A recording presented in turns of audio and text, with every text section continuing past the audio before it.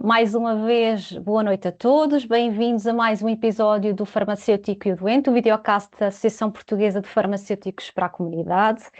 E hoje vamos ter uma sessão um bocadinho diferente do habitual. Quem nos costuma já acompanhar e seguir as nossas sessões sabe que normalmente os nossos convidados, portanto, são representantes das associações de doentes, porque normalmente nós trazemos um tema todos os episódios que normalmente é uma patologia. Hoje o nosso tema é um bocadinho diferente, não é uma patologia, mas sim uma fase da vida da mulher. Portanto, hoje falamos de menopausa. Claro que esta fase pode ter mais ou menos desafios, pode ser mais ou menos desafiante, pode ter maior ou menor saúde e por isso é que o farmacêutico também, e nomeadamente o farmacêutico comunitário, pode ter aqui uma intervenção muito importante para melhorar a qualidade de vida das mulheres nesta fase. E por isso hoje temos connosco três colegas farmacêuticos, portanto, três convidados, que são colegas que, de alguma forma, exercem a sua atividade nesta área.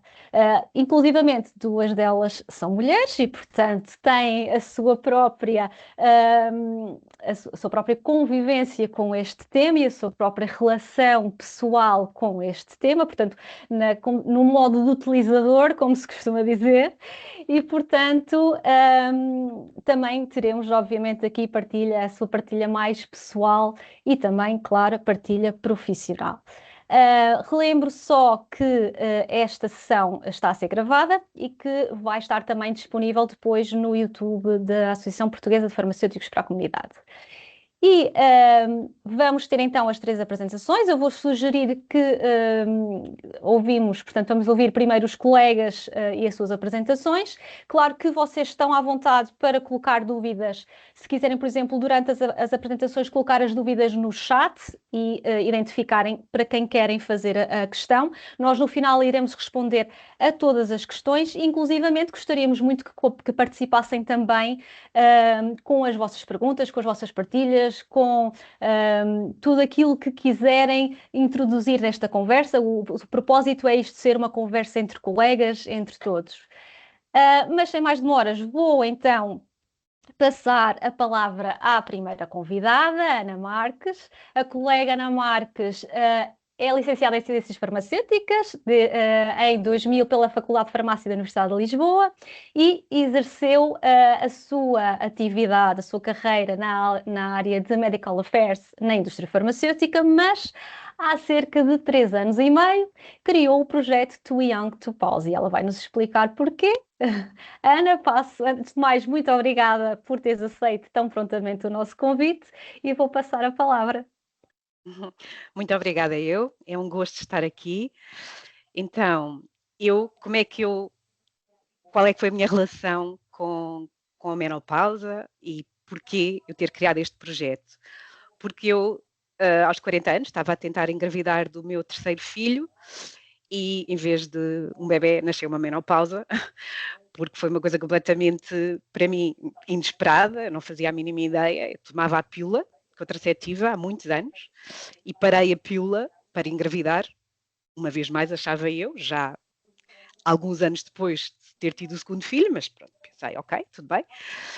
Decidimos que era a altura de ter o terceiro filho, então estava a tentar engravidar e logo no mês a seguir não veio o período e pensei, já estou grávida, estranho, ainda estou tão fértil nesta idade, mas pronto, ok, tudo bem, comecei a fazer os testes de urina davam negativos, testes de sangue também davam negativos e pronto, fez-se uma bateria de análises e percebeu-se que realmente os meus níveis estavam todos já na pós-menopausa e pronto, e depois fui puxar a minha história familiar para trás, percebi que tinha tido uma avó paterna que tinha tido uma situação assim aos 37 anos e pelos meus marcadores, tudo indicava que eu também tinha ficado assim pelo menos há algum tempo, não só aos 40, mas já há algum tempo antes. Eu fiz a minha primeira densitometria óssea aos 41 e já tinha osteoporose grave.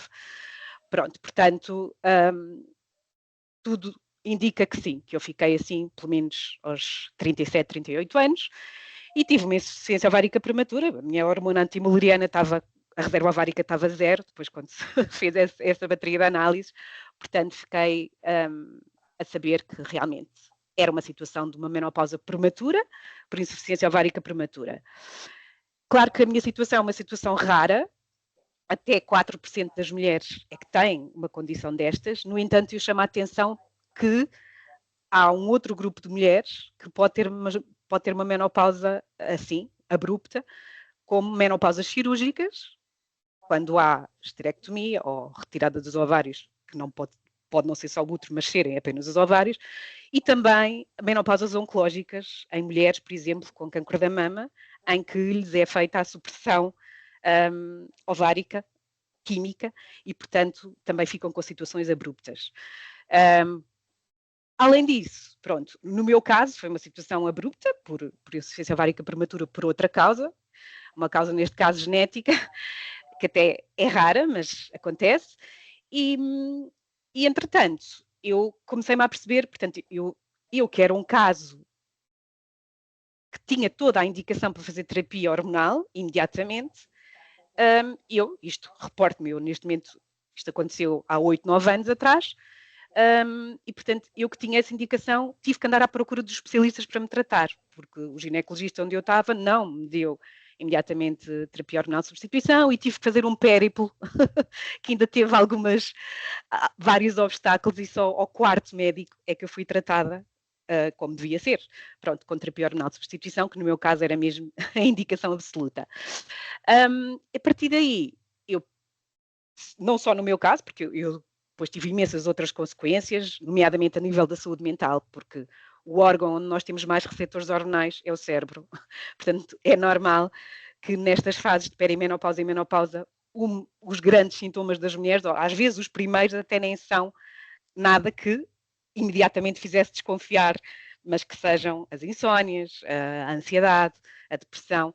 E, portanto, eu tive muitos problemas a esse nível também, né, numa fase inicial, e depois de ter passado os principais obstáculos e desafios, achei que tinha quase a obrigação de criar um projeto para ajudar outras mulheres.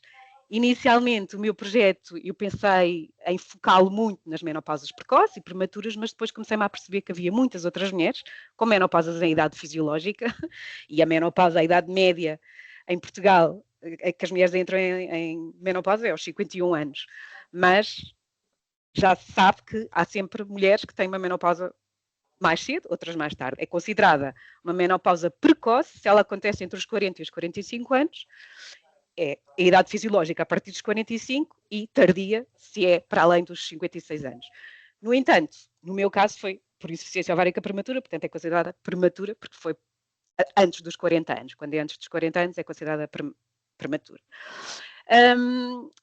E pronto, e foi assim que eu criei este projeto para ajudar, inicialmente, pensando mais no nicho de mulheres que, como eu, tinham sofrido uma queda muito abrupta, mas depois comecei-me a perceber que menopausas fisiológicas e em idade normal também havia um grande grupo de mulheres, mais de 50%, que tinham sintomatologia a que era preciso estar muito atenta, e portanto, a partir daí comecei a estender o projeto a todas as mulheres e também à perimenopausa, porque é muito importante estar-se atenta à fase da perimenopausa. Muitas vezes as mulheres pensam muito em menopausa, depois quando chegar aos 50 eu penso nisso. Não, é preciso estar atenta a partir dos 35, porque podem ser estas mulheres que têm até menopausas mais precoces, e não só isso, a perimenopausa é um período muito diferente, de mulher para mulher, e que pode ter uma duração muito grande. Pode acontecer 10 a 12 anos antes da menopausa, portanto, e exatamente por isso também é na perimenopausa que nós podemos ter mais intervenções para modificar o que podemos modificar na qualidade de vida e na saúde da mulher. Porque a menopausa não é uma doença, no meu caso foi, porque foi uma condição que é fisiopatológica, mas nas menopausas fisiológicas que acontecem numa idade normal não é uma doença, mas ela em si acarreta muitas consequências que elas em si podem ser patológicas. E, portanto, temos que ter muita atenção a isto. E o meu projeto, então o que é que eu faço no projeto? O que eu faço é acompanhar mulheres, faço coaching, também tirei uma certificação em coaching para estar mais habilitada a poder fazer coaching. Faço coaching de menopausa, faço consultas de aconselhamento da menopausa também e dou muita informação faço várias publicações. O meu canal, o canal em que eu comunico é através do Instagram, no Too Young to Pause, 2 Young, 2 Pause, tudo seguido. E faço tanto palestras, como participo em podcasts, como participo já em alguns programas de televisão, de rádio. Portanto, eu dou muito a cara por esta causa e a voz. e pronto, também dou workshops para mulheres, para profissionais de saúde também. Mas pronto, é muito um canal de informação e de literacia. E é esse o meu grande propósito, é levar mais longe esta causa e fazer com que os estigmas e os tabus que lhes estão associados deixem de existir, porque eu tinha uma avó que teve uma menopausa prematura e eu não soube disso quando devia ter sabido, não é? E, portanto, eu agora percebo, quando olho para trás, e infelizmente a minha avó faleceu muito nova e faleceu exatamente por causa de ter tido uma insuficiência ovárica prematura. Minha avó tinha uma angina de peito e morreu de causas cardíacas. E, portanto, ela sofreu imenso, imenso. E eu agora, quando olho para trás, para a história dela, vejo que realmente foi um sofrimento atroz, silenciado, sozinha a sofrer, sem que ninguém... E naquela altura, como imaginam, a minha avó faleceu quando eu tinha 11 anos. Portanto, naquela altura, então, isto era uma coisa que, pronto, praticamente não era abordada, não é? E, portanto, tenho esta bandeira de facto, lutar por que as mulheres sejam bem tratadas, para que seja olhado para as mulheres, para que haja um cuidado no seguimento clínico das mulheres e que realmente a prática clínica também melhore em Portugal, porque infelizmente ainda estamos muito longe, e temos aqui um farmacêutico que vai falar de outra realidade, de outro país, mas estamos muito longe de estar no ideal em Portugal, muito longe mesmo. E é isso, portanto, é esse o meu propósito. Depois também, o que é que eu acho que em Portugal podíamos melhorar muito e qual é o papel do farmacêutico que está nas farmácias, o farmacêutico comunitário, que pode ter aqui. Acho que realmente é um papel que pode ser determinante. Eu tenho pena que em Portugal os farmacêuticos não tenham um papel mais interventivo, porque acho que deviam ter, sinceramente. Mas temos aqui um farmacêutico que vai falar disso, de certeza. Mas vai fazer muita inveja, de certeza. Vai-nos fazer muita inveja, mas pronto.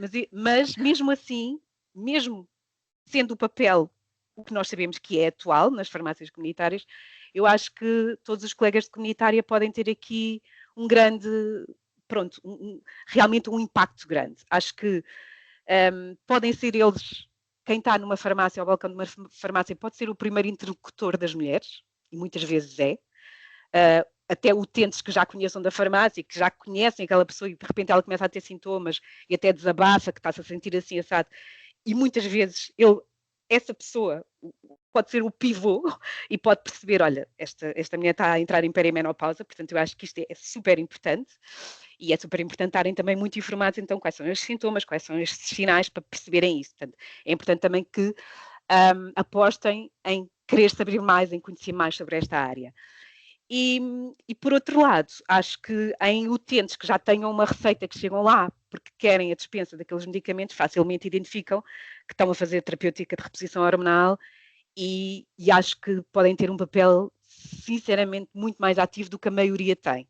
Porque eu própria, que já faço terapia hormonal há vários anos, quando vou à farmácia, nunca, em nenhuma farmácia que eu fui, para me dispensarem, nunca ninguém me perguntou, sabe como é que faz este disco transdérmico, porque o estradiol é muitas vezes a via mais otimizada, é a via transdérmica, e é a via que se deve administrar até, por menos efeitos secundários, e nunca ninguém me perguntou, sabe como é que vai aplicar, sabe que o disco que é no autocolante que está o estradiol e se não adere bem à pele, isto pode pôr em causa a sua terapêutica. Nunca ninguém me disse isso na farmácia.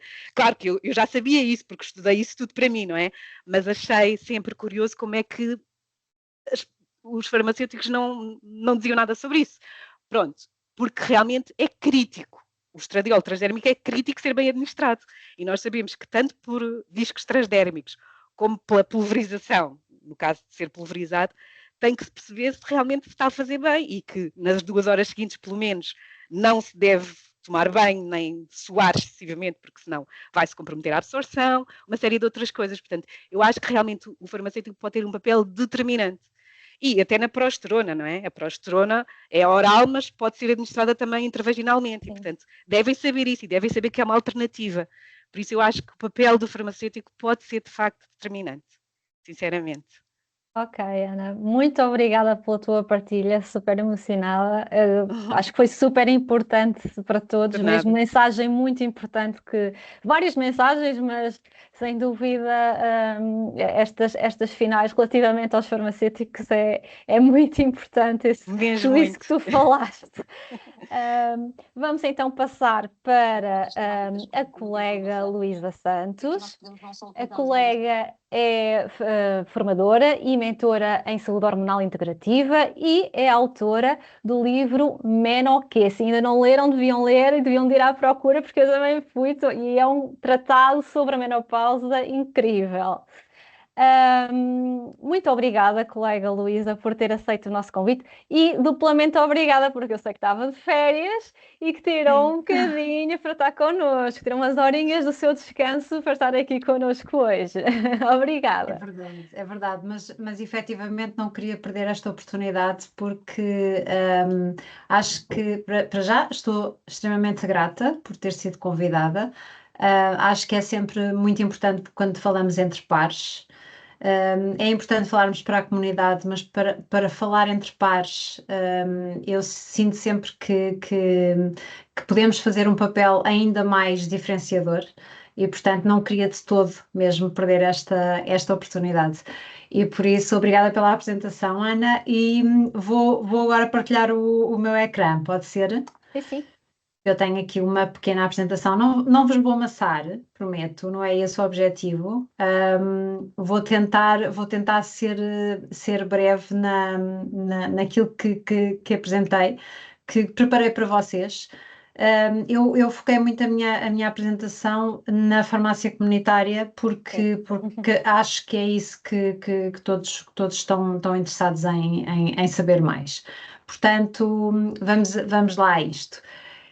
Primeiro, falar um bocadinho rapidamente do meu percurso. Eu tirei o curso em Coimbra, terminei em 2002. É melhor não fazermos muitas contas, porque já foi há muito tempo.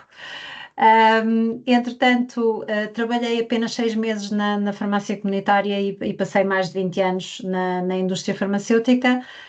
Fazia um bocadinho de tudo, mas o meu título era direção técnica, mas como era uma empresa relativamente pequena, eu fazia mais ou menos tudo e mais um par de botas, não é?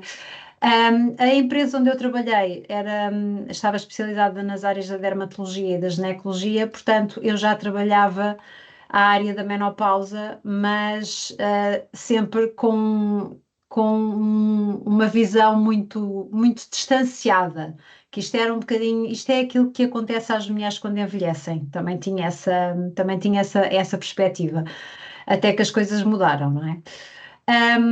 Entretanto, eu sempre tive muitos campos de interesse na minha vida. Sempre estudei muito da nutrição, o exercício físico, de que forma é que nós podemos otimizar a nossa vida.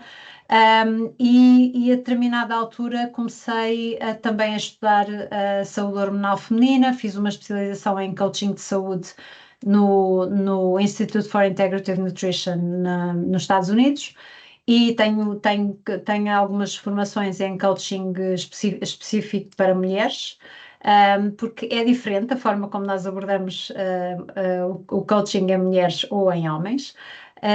E, portanto, fui fazendo várias destas formações. E como é que isto me caiu no colo? Literalmente caiu-me no colo. Porque eu fui mãe pela terceira vez aos 44 anos, com a minha filha Catarina, e tive um pós-parto infernal. Ou seja, eu já tinha tido dois, portanto já sabia mais ou menos o que era ter um pós-parto, a privação de sono, tudo aquilo, mas o que me aconteceu foi muito pior. Ou seja, a minha filha dormia, mas eu não dormia. E muitas vezes ficava noites em claro, a olhar para ela a dormir e pensar, mas porquê é que eu não durmo? Eu devia estar a aproveitar para dormir, porquê é que eu não durmo? Depois uma irritabilidade constante, uma falta de paciência gigante para tudo e para todos nem para os meus filhos mais velhos eu tinha paciência para eles, não tinha paciência para o trabalho, porque eu estava em licença de maternidade, mas nunca deixei de trabalhar, lá está, o One Woman Show, sempre, e todos os dias respondia a e-mails e não tinha a mínima paciência para nada. Não tinha paciência para cuidar de mim, para voltar a alimentar-me bem, a fazer exercício. E, no fundo, houve uma determinada altura que fiz aquela pergunta que quase todas as mulheres em perimenopausa fazem, que é: eu não sei quem sou. Quem é esta mulher que tomou conta do meu corpo? Porque eu não sei quem é ela, porque eu não a reconheço. Eu não reconheci esta mulher. E foi isso que me fez despertar para o tema e começar a estudar mais sobre a questão da perimenopausa. Um, e percebi isto, que o que me estava a acontecer não era só o pós-parto, era pós-parto misturado com perimenopausa. Ser mãe aos 44 anos não é a mesma coisa que ser mãe aos 34, nem aos 30, e claramente eu não estava preparada para isto, não estava de todo preparada para isto. Entretanto, com aquilo que fui estudando, que fui aprendendo, também foi um bocadinho como o que aconteceu com a Ana. Comecei a perceber que havia uma falta generalizada de apoio estruturado, e o apoio estruturado não é só médico, é também farmacêutico. Porquê? Porque nós sabemos que nas nossas formações base, nem os médicos nem os farmacêuticos têm informação adequada sobre a menopausa. Nós temos uma frase, ou pelo menos na minha altura era assim, nós tínhamos uma frase que era, falávamos do ciclo menstrual e depois a determinada altura a mulher deixa de menstruar e entra em menopausa, ponto final, acabou. Não há mais nada. Como se a menopausa fosse isso. E no curso de medicina há uma aula. Eu ainda no outro dia ouvi uma estudante de medicina a falar sobre isso e que ela dizia: nós sobre a saúde masculina aprendemos tanta coisa que a determinada altura até aprendemos sobre a curvatura do pénis. Mas sobre a saúde da mulher temos uma aula de menopausa.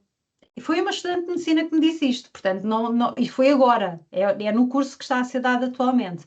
Portanto, o que acontece é que as mulheres em Portugal não têm o apoio que devem ter. A maior parte dos médicos de família que estão nos centros de saúde, que atendem toda a população, não sabem nada de menopausa.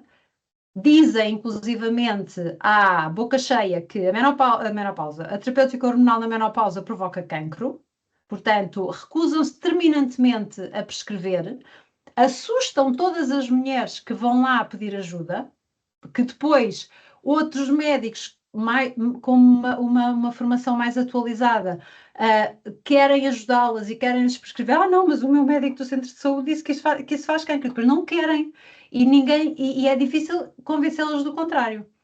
E depois, na farmácia, o que acontece é a formação base é escassa, como falámos, e depois falta uma intervenção estruturada.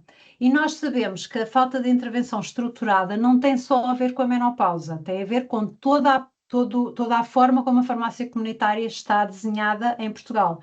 Nós sabemos que há pouco tempo para atender as pessoas, que as pessoas estão em pé, que a farmácia está cheia, que há números para cumprir e que não é só a questão da menopausa.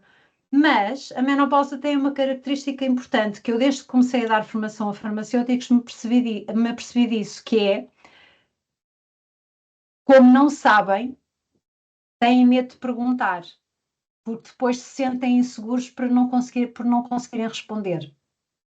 E então é mais seguro ficarem naquela parte, na retranca, e dizer assim, ok, vou só aviar a receita e vou despachá-la rapidamente, porque assim ela não vai fazer perguntas.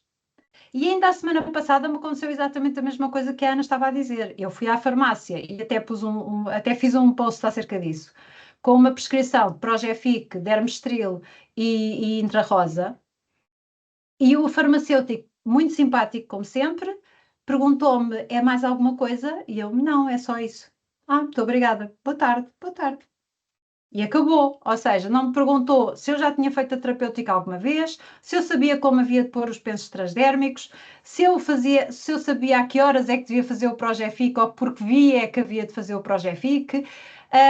Uma oportunidade gigante que ele perdeu naquele momento, que foi, se eu estava a fazer o intra-rosa, significaria que eu tinha sintomas urogenitais. Portanto, perguntar, por exemplo, que tipo de higiene íntima é que eu estava a fazer, porque há muitas mulheres que usam sabão azul e branco, ok? Entre outras coisas, para não vos assustar muito. E, podia-me ter perguntado muita coisa, podia ter perguntado, podia ter começado ali uma conversa que poderia ter feito o quê? Aumentado a confiança no atendimento e fidelizado a cliente. E ajudado a cliente se ela não soubesse o que é que ia, não é? No fundo. Portanto, isto acontece todos os dias. E eu, quando fiz esta publicação no LinkedIn, eu tive vários colegas que ficaram zangados comigo e que me responderam por eu ter dito aquilo, mas eu não disse mentira nenhuma. Eu contei aquilo que me aconteceu. E tenho a certeza que isto acontece muitas vezes em muitas farmácias. Mas eu também sei de uma coisa, tenho a certeza absoluta disto: a culpa não é do farmacêutico que está ao balcão. Isso eu também tenho a certeza. A culpa não é dele. A culpa é de como todo o sistema está montado. Mas por isso é que nós também vamos mudar isto, porque há efetivamente uma lacuna muito clara aqui e há uma oportunidade enorme das farmácias para poderem apoiar melhor as mulheres na menopausa.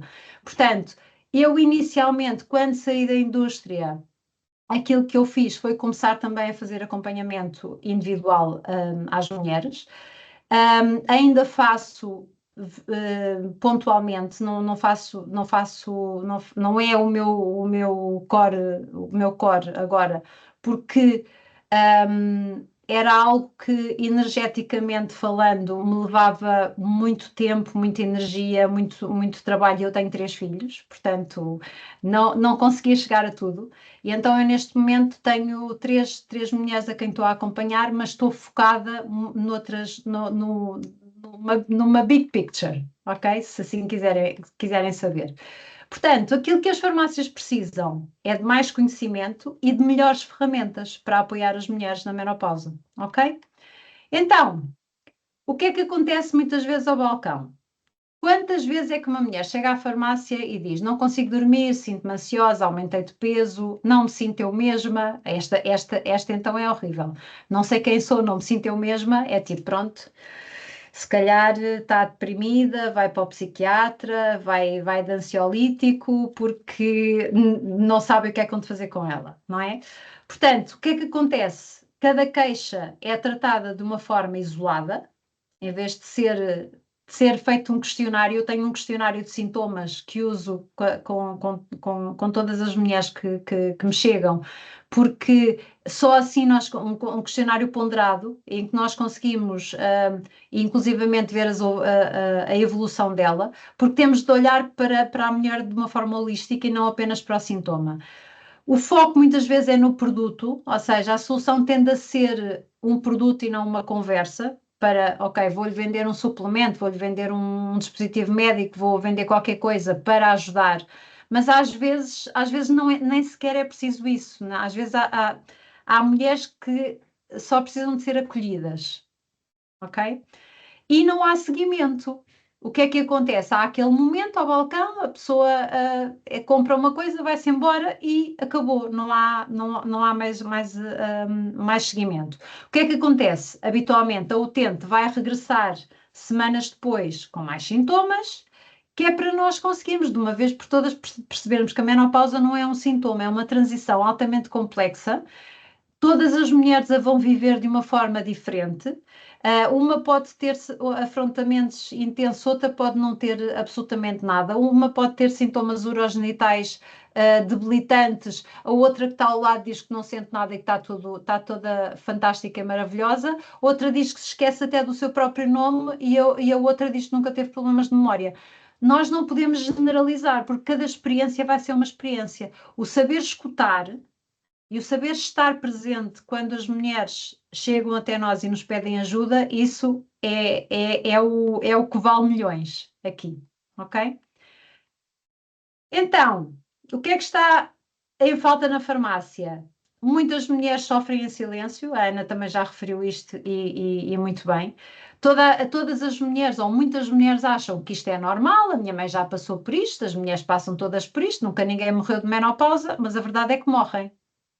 Que as mulheres morrem de menopausa. Não morrem da menopausa em si, morrem das consequências da queda estrogénica e das outras hormonas. Porquê? Porque depois vão ter risco cardiovascular e vão morrer de doenças cardiovasculares. Portanto, sim, morrem disto. E já para não falar na demência, que anda aí uma grande celeuma, que a terapêutica hormonal que não previne as demências, mas enquanto não fizerem um estudo de longa duração, que possam efetivamente tirar conclusões dessas, eu acho que é um bocadinho prematuro se estar a dizer, com um estudo curtinho, dizer, não, a terapêutica hormonal não previne a demência. Mas pronto, já me estou a... Eu às vezes divago um bocadinho, desculpem, quando me entusiasmo. Portanto, o que acontece é que não há um protocolo estruturado, não há rastreios, não há seguimentos sistemáticos na farmácia e a formação é limitada. O que é que há muitas vezes, o que é que há muito agora? Há muita formação em menopausa. Agora toda a gente fala de menopausa. Vamos a qualquer sítio, há menopausa por todo lado. Mas acaba por ser de uma forma superficial, ou seja, vamos dar formação técnica, mas depois não passamos à prática. E é um bocadinho isso que eu estou a tentar implementar. Tive assim uma ideia louca no ano passado e estou a ver como é que isto vai correr. Portanto, ao normalizarmos os sintomas, vamos adiar o cuidado que estas mulheres precisam. O que é preciso que as farmácias façam? É que se transformem, tem de haver uma completa mudança de paradigma. Eu aqui há tempos ouvi um comediante fazer uma rábula, daquelas de stand-up comedy, a dizer porque não sabia porque é que os farmacêuticos de farmácia comunitária usavam bata branca. Porque se é para vender caixinhas, qualquer pessoa vende caixinhas e não precisa de bata branca. E eu fiquei furiosa quando vi aquilo. Porque o que é que isto significa? Significa que é assim que a população vê os farmacêuticos. E a culpa não é da população. A culpa é da forma como a farmácia é apresentada. E temos de ser nós, farmacêuticos, e em particular os farmacêuticos comunitários, para já, mudarem o chip nas próprias cabeças e depois mudarem a forma como oferecem os serviços às pessoas e deixarem de ser só dispensadores para passarem a ser muito mais interventivos. Portanto, ter um plano, centrar na doente, na utente, saber o que é que ela precisa, porque só assim é que nós vamos ter sucesso. Ter um seguimento que seja estruturado, com princípio, com meio e com fim, para ser possível reavaliar a mulher, adaptar qualquer intervenção que seja precisa. Tudo isto é importante fazer em Portugal. E isto é tudo novo. Isto é tudo novo em Portugal, porque consultas farmacêuticas na farmácia comunitária já começa a haver qualquer coisa, mas ainda estamos muito, muito longe de ser uma coisa habitual em todas as farmácias.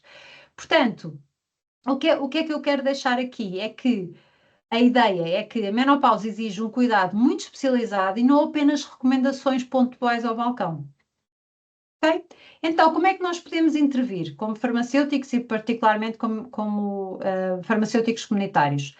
Reconhecer os padrões sintomáticos. Eu sei que o colega a seguir vai falar sobre... E esqueci-me do nome dele, estão a ver? Isto é a perimenopausa. Porque a minha memória também de vez em quando... Jorge, peço imensa desculpa, isto acontece muito, ok? Mas ainda me lembro do meu nome, já não é mau. Mas eu sei que o Jorge vai detalhar esta parte. Reconhecer padrões sintomáticos típicos da transição, saber que perguntas fazer e em que momento as fazer e como fazê-las, porque então quando falamos em saúde sexual, ainda é mais difícil para determinadas mulheres abordar esse tema. Estratificar, ou seja, ser capaz de classificar qual é a gravidade, se é ligeira, moderada ou grave, saber identificar red flags para poder encaminhar para o médico, é tão importante como sabermos tratar aquilo que podemos tratar, ok?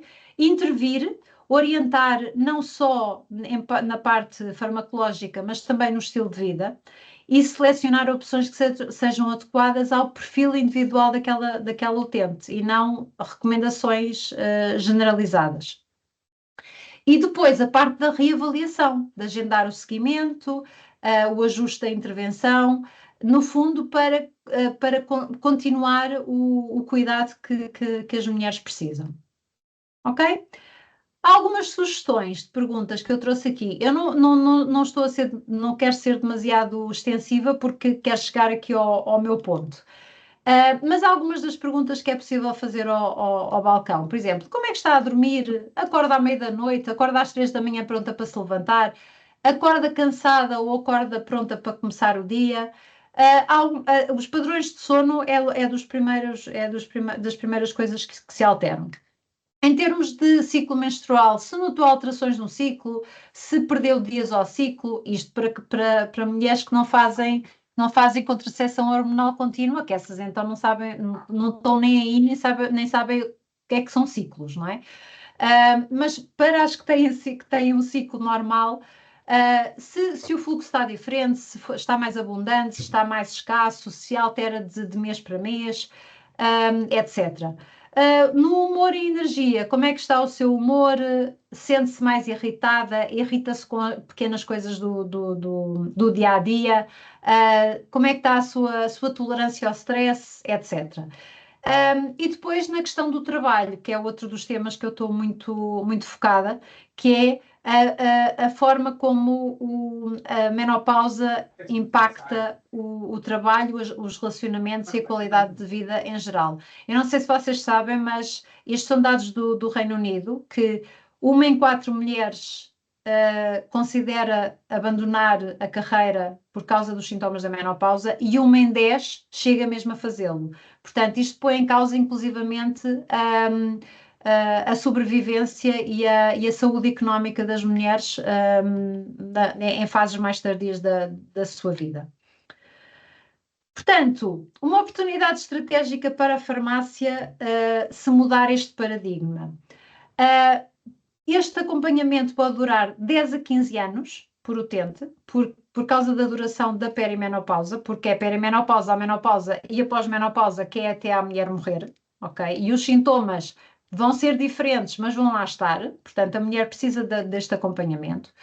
Mulheres bem acompanhadas tornam-se embaixadoras da própria farmácia, ou seja, se houver especialistas dentro da farmácia em menopausa, elas próprias vão falar às amigas e às vizinhas que naquela farmácia tu vais ser bem atendida, portanto vai lá. E isto traduz-se numa lealdade com a farmácia que hoje em dia é tão difícil de conseguir. E também uma diferenciação por especialização. Numa farmácia que conhece todos os meandros da menopausa, as mulheres encontram o que não encontram noutros sítios. E nunca se esqueçam de uma coisa, a farmácia tem a porta aberta para a rua. E muitas vezes as mulheres estão à espera de uma consulta de endocrinologia ou até de um médico de família, às vezes 6 a 8 meses. Enquanto que podem entrar numa farmácia e, se tiverem o cuidado adequado, podem sair dali já com uma solução e não terem de passar por esse sofrimento. Porque é verdade que a terapêutica hormonal é super importante, é life-saving, mas não nos podemos esquecer que a base é sempre o estilo de vida. E se não pensarmos que tem de haver intervenção a nível do estilo de vida, a terapêutica hormonal não vai resolver tudo. Ok? Portanto, o foco do meu trabalho atualmente, eu desenvolvi a Menopausa Pro Academy. Alguém tem o microfone ligado? A Menopausa Pro Academy constitui um curso com a duração de 1 ano, que é um curso online e com sessões síncronas, em que nós fazemos acompanhamento de mulheres reais de 15 em 15 dias tem uma consulta em que os formandos são eles que fazem o acompanhamento, acompanhado por nós, ou seja, eu faço a mentoria durante a sessão e depois os outros colegas também dão feedback no fim e fazemos toda uma construção do acompanhamento que os farmacêuticos podem fazer. Esta formação é certificada com 5 créditos da Ordem, dá quase para renovar a carteira profissional, e o curso pode ser feito em 4 meses, mas eu dou acesso à plataforma durante um ano, porque eu estou sempre a alimentar a plataforma. Sempre que sai uma guideline nova, sempre que há um artigo publicado, eu vou pondo no material de apoio, eu aviso os formandos e, portanto, isto acaba por ser uma formação que não é estanque, que está sempre a evoluir. Portanto, isto é um dos meus cavalos de batalha agora. E o objetivo desta formação não é atendimento ao balcão. O objetivo desta formação é criar uma consulta farmacêutica da menopausa dentro da farmácia comunitária e uma consulta que seja remunerada. Que é outra coisa que tem de entrar na cabeça dos farmacêuticos, que é uma consulta farmacêutica remunerada e não darmos o nosso tempo, porque o nosso tempo também é valioso, tal e qual como se paga aos nutricionistas que vão à farmácia, aos podologistas, ao médico, quando se vai ao médico, os farmacêuticos também têm de ser remunerados pelo seu tempo, ok? E pronto, já estou a ser polémica. Depois, tenho também programas corporativos de bem-estar, como eu falei, chama-se Menopause Inclusive Workplace. O objetivo é aumentar a literacia das empresas portuguesas também na menopausa. Eu não vou desenvolver porque é outro campo. E depois tenho o meu método Menostart, que é o tal apoio individual que eu faço às mulheres, em que integro, a saúde hormonal, nutrição e o estilo de vida. E pronto, a minha última reflexão. As mulheres estão na farmácia com muitas queixas, com muitas dúvidas, que elas próprias às vezes não sabem sequer explicar o que é que têm, esperam sempre que alguém as ajude a interpretar, e a questão não é se elas precisam de nós, a questão é se nós farmacêuticos estamos preparados para as apoiar convenientemente. Nós temos o posicionamento, temos a confiança, temos a frequência de contacto, aquilo que nos falta agora é só desenvolver a competência clínica e a abordagem que estas mulheres merecem. Portanto, o cuidado às vezes começa só com uma boa pergunta. E uma boa pergunta começa com formação, com intenção e com compromisso clínico. Obrigada pela vossa atenção. Aqui têm os meus contactos, se tiverem interesse em saber mais sobre a minha formação, e agora vou-me calar e parar de partilhar. Obrigada, colega Luísa. Tocou aí em pontos que nos chegaram diretamente. Ao coração. Exatamente, mas aquilo que diz é exatamente aquilo que eu senti, e por isso mesmo também criei o projeto Farmacêutica da Mulher noutras áreas, portanto na área da saúde íntima e da fertilidade, exatamente pela mesma razão, porque senti que efetivamente o balcão não era suficiente e portanto queria um pouco mais e queria também espalhar essa palavra tal como as colegas, pronto, noutras áreas, obviamente. E então, passando agora para o último colega que vai falar, o nosso Jorge. Eu digo o nosso Jorge porque o Jorge é o nosso formador do próximo módulo do ciclo formativo em saúde feminina da APFPC, portanto que o próximo módulo começa já dia 9 de abril e é exatamente sobre a menopausa e sobre a intervenção do farmacêutico comunitário na menopausa, e acho que toda a gente se devia inscrever, que nos está a ouvir. O Jorge, como já falámos aqui, é farmacêutico comunitário na Irlanda. É mestre em Medicina Reprodutiva e Sexual e é certificado em Menopause Management pela British Menopause Society. Jorge, obrigada por teres te juntado a nós e vou passar a palavra. Olá a todos, muito obrigado por assistirem. O meu contributo aqui vai muito de encontro ao da Ana e da Luísa. Acho que estamos todos sintonizados no mesmo, na mesma ideia. Antes de partilhar a minha apresentação, eu queria só dizer então, eu trabalhei 8 anos em Portugal e trabalhei 8 anos agora aqui na Irlanda. O meu interesse em medicina reprodutiva sexual começou do nada, porque eu comecei a acompanhar numa farmácia comunitária, trabalhava com muitas mulheres que sofriam de infertilidade, e eu pensei, caramba, eu não estudei nada disto na faculdade. Eu sinto-me inútil quando vejo uma lista de 20 medicamentos e eu não sei para que é que isto serve, eu devia saber para que é que isto serve. E a minha primeira ideia foi logo que o currículo de ciências farmacêuticas não está adequado. E a infertilidade é um tema muito atual hoje em dia, e a menopausa também. A esperança média de vida é cada vez maior. A mulher passa um terço da vida dela na menopausa, e como sendo um terço da vida dela, temos que ter o conhecimento, temos que saber ajudar, temos que ter que atualizar, temos que ser proativos neste campo.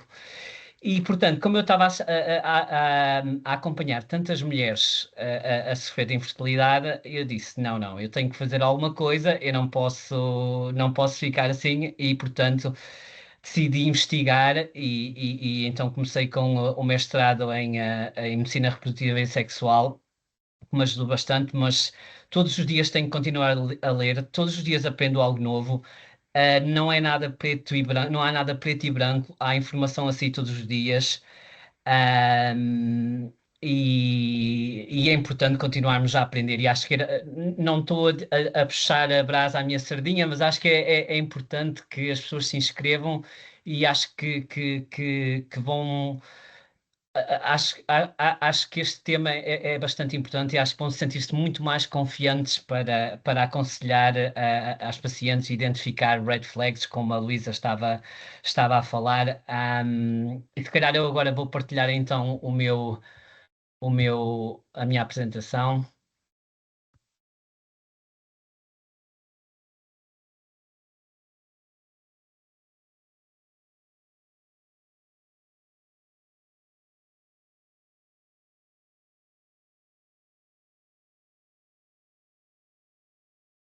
Não sei se estão a conseguir ver, Sim, tudo bem? estamos a ver, Jorge, sim, está tudo Sim, bem. ok. Pronto, isto basicamente, eu sou o colega do Bruno. Acabei o meu mestrado em Ciências Farmacêuticas em 2010. Tenho um especial interesse em medicina reprodutiva e sexual, em particular a terapêutica substitucional de hormonal substituição e infertilidade. Sou farmacêutico, eu trabalho neste momento como locum, trabalho, quer dizer que trabalho em várias farmácias, incluindo farmácia hospitalar, de vez em quando. E como a Ana disse, tenho um mestrado em medicina reprodutiva e sexual, e um certificado em Menopause Management pela British Menopause Society. E agora estou a tentar concorrer a um doutoramento na área de infertilidade, mas vamos ver como é que vai correr. Isso é para o futuro, não vamos falar agora disso também. Então, em termos do que é que o módulo, o que é que a formação vai conter. Na primeira sessão, que é já na próxima semana, vamos falar um bocadinho. Eu vou começar por falar um bocadinho da história da menopausa, porque se nós pensarmos um bocadinho, desde o escândalo da talidomida, não sei se se lembram, em 1977. As mulheres foram basicamente excluídas dos ensaios clínicos. Exatamente. E como tal, até meados dos anos 90, as mulheres foram removidas de quase todos os ensaios clínicos por causa do potencial teratogénico. E muitas das guidelines hoje em dia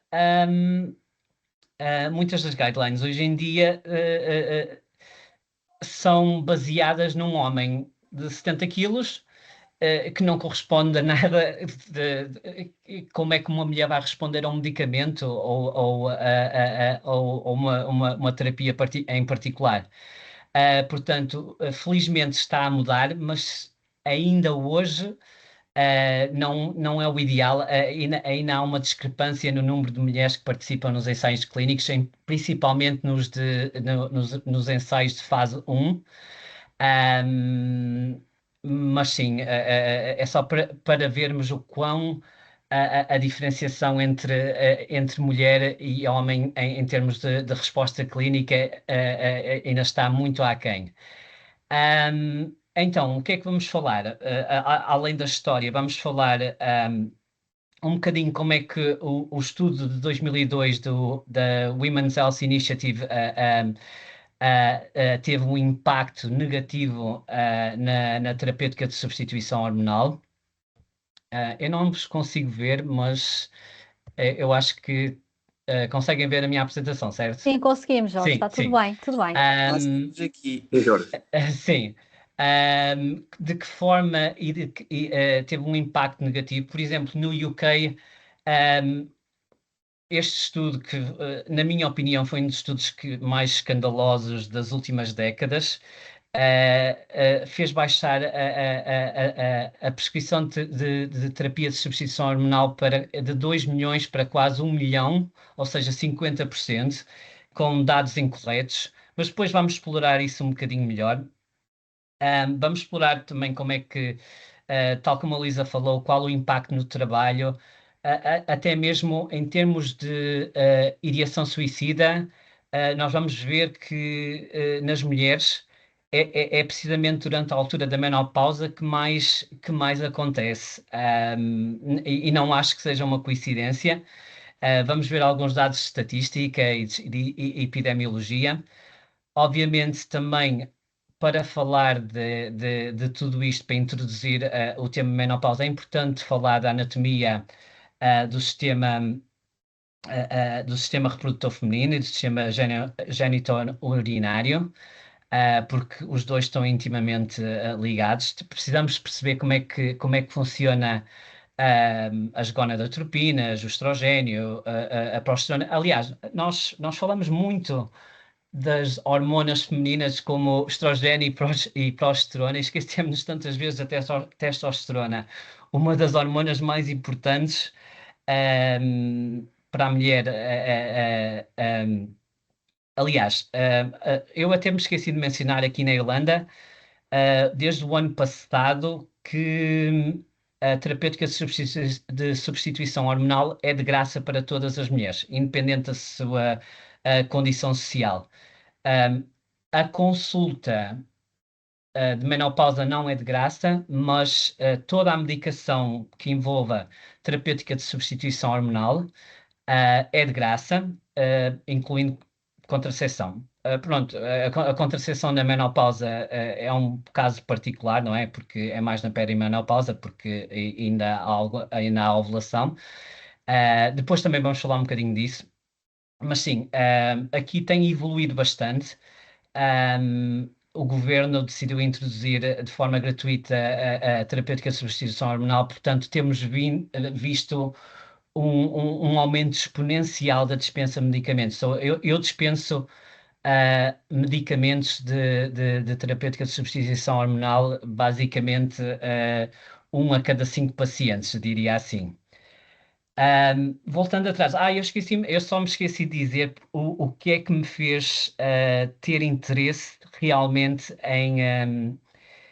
em menopausa e terapêutica de substituição hormonal. Há cerca de, eu diria, 4, 5 anos, eu tive uma paciente, aqui só há um farmacêutico por farmácia normalmente, e o farmacêutico define tudo e dirige a farmácia. O farmacêutico tem a palavra e não há nenhum medicamento que saia da farmácia sem que o farmacêutico passe pela mão. E o farmacêutico é visto ao mesmo nível do que o GP, o médico de família, o General Practitioner. E as pessoas têm muita confiança no farmacêutico aqui. E eu tive uma senhora, nos seus 50 anos, início dos seus 50 anos, que me pediu para chamar à parte e levei à consultation room. Nós aqui temos uma consultation room que é privado.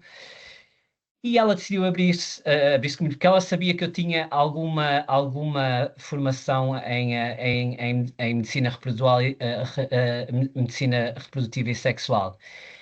E ela disse-me que não estava a ser ouvida pelo médico de família, e o médico de família estava a ignorá-la por completo, os sintomas, e então basicamente referiu-a para a psiquiatria, em vez de olhar como uma doente que poderia estar a entrar na menopausa. Então a doente estava a tomar sertralina, cerca de 200 miligramas, de dose máxima licenciada, e estava a ficar cada vez pior. E estava a chorar ao pé de mim, e eu disse, ok, isto não é correto. Eu tentei-lhe explicar que ela devia procurar um médico especializado na terapêutica em menopausa e terapêutica de substituição hormonal, e a verdade é que fez toda a diferença. Hoje em dia ela não toma nenhum antidepressivo, está a fazer terapêutica de substituição hormonal. Ela, inclusive, partilhou, não teve problema nenhum em confidenciar comigo que tinha dispareunia ou dor no ato sexual. Tivemos uma conversa bastante produtiva. Ela, hoje em dia, é uma mulher feliz, com apenas terapêutica de substituição hormonal. Está na janela ideal para prevenir doenças. E fez toda a diferença. Isso foi o trigger, o despertar para que eu me interessasse porque é só para ver como o farmacêutico pode fazer a diferença na vida de uma mulher, porque imagina que ela não tinha ido à farmácia naquele dia. O que é que poderia ter acontecido? Só para verem o quão importante o farmacêutico pode ser, porque se o médico de família não está a ouvir, se a família não está a ouvir, nós podemos estar aqui para ouvir. É muito importante. Podemos fazer uma diferença muito grande na saúde dos nossos pacientes. Agora, à parte, vou voltar, eu também divago um bocado, mas então vamos falar de estrogênio, progesterona, testosterona. A testosterona é muito importante, aqui faz-se muito replacement de testosterona.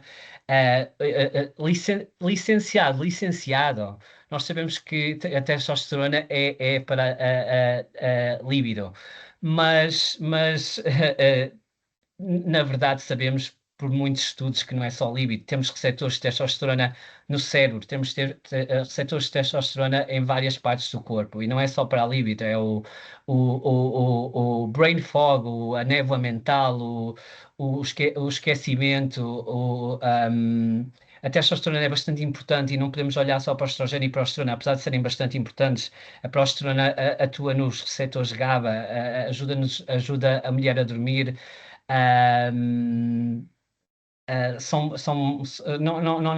Não nos podemos focar só no estrogênio e progesterona.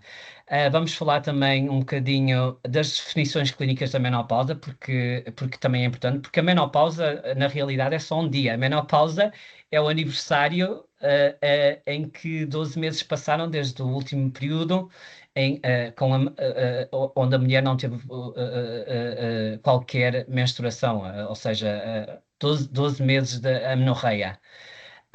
Portanto, a menopausa é apenas um dia, mais nada. E depois temos a perimenopausa e a pós-menopausa até ao fim da vida. Vamos ver alguns mitos, como por exemplo, deve-se parar a menopausa? Não. A terapêutica de substituição hormonal? Não. Podes fazer terapêutica de substituição hormonal até ao fim da tua vida. Obviamente, todos os casos devem ser avaliados individualmente. Cada mulher é diferente e deve ser avaliada de forma diferente, e para isso é que estamos cá, para ajudar. Vamos ver o modelo Straw, depois isso vamos ver os estádios reprodutivos com mais detalhe. Saúde sexual, contracepção e diferenças culturais. Na contracepção, há uma coisa muito curiosa. Tantos médicos têm tanto medo de dar estrogênio transdérmico ou estrogênio via vaginal, que são hormonas bioidênticas. Vamos ter que falar disto muito bem, o que é uma hormona bioidêntica e o que é uma hormona sintética. uma hormona sintética é um disruptor endócrino e devemos perceber muito bem qual é a diferença entre uma hormona que o nosso corpo não reconhece como natural e uma hormona como proestrogênio ou estradiol, que o nosso corpo reconhece como sendo, como sendo do próprio corpo. E espanta-me como é que é tão fácil dar a pílula contraceptiva, e depois a Ana vai falar também da contracepção. Eu tenho as minhas ideias sobre a contracepção. Atenção, eu não sou contra a contracepção, mas acho que deve ser explicada corretamente o que é a contracepção hormonal com progestagénios e estrogénios sintéticos, porque não lhe podemos chamar hormonas diretamente. Eu, na minha opinião, acho que não devemos chamar hormonas. Mas é tão fácil e fico escandalizado quando penso que em Portugal se dava uma contracepção combinada, sem receita, sem saber o historial da paciente, se tem historial de diabetes, se tem historial, qual o peso, qual a pressão arterial. Eu fico completamente a pensar, meu Deus, como é que era possível? E depois os médicos, alguns médicos têm receio de prescrever hormonas bioidênticas, como progesterona micronizada, ou o penso transdérmico com estradiol, ou o spray, ou o gel, que são hormonas bioidênticas e na maior parte das vezes não fazem qualquer mal. E a maior parte dos pacientes pode utilizá-las. Mesmo doentes que tenham antecedentes oncológicos, uh, após discussão com a equipa da oncologia, principalmente de estrogénios vaginais, a não ser que esteja a tomar um inibidor da aromatase, pode haver alguma contraindicação, mas não há contraindicação absoluta para terapêutica de substituição hormonal na maior parte das vezes. E vamos ver isso em pormenor durante a apresentação. Algumas diferenças culturais, porque no mundo há diferentes culturas e a menopausa é olhada de forma diferente. A sintomatologia, vamos tentar olhar um bocadinho para a sintomatologia, quais são os sintomas vasomotores, genitourinários, a nível cognitivo.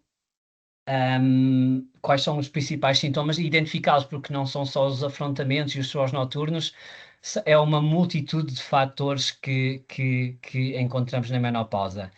E isto vai ser a sessão 1, vai ser basicamente o que vamos ver.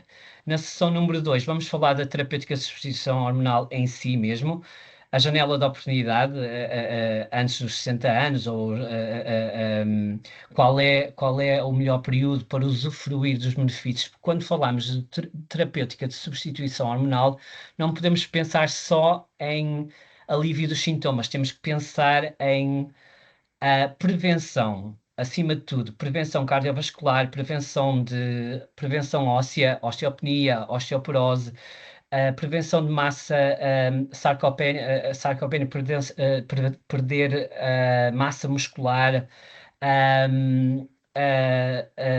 nível cognitivo. São tantas as vantagens da terapêutica de hormonal de substituição que eu acho que a maior parte dos profissionais de saúde não sabem o quão benéfica ela pode ser, e quanto mais cedo iniciada, melhor. Quanto mais cedo identificarmos